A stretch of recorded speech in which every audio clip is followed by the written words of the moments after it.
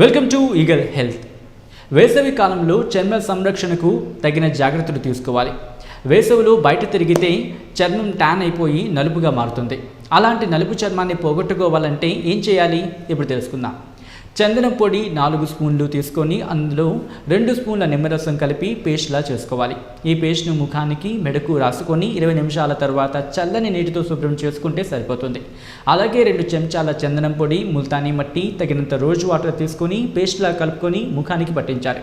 ఆపై అరగంట తర్వాత చల్లని నీటితో కడిగేయాలి. వారానికి 2 లేదా 3 సార్లు ఇలా చేస్తే పొడి చర్మం తాజాగా మారుతుంది.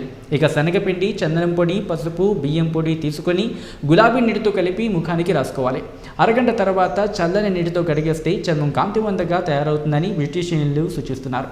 ఈ వీడియో కనుక మీకు నచ్చినట్లయితే లైక్ చేయండి, కమెంట్ చేయండి, షేర్ చేయండి. మరిన్ని అప్డేట్స్ కోసం సబ్స్క్రైబ్ చేయండి. Keep watching eagle health. Like and subscribe Eagle Health and Beauty.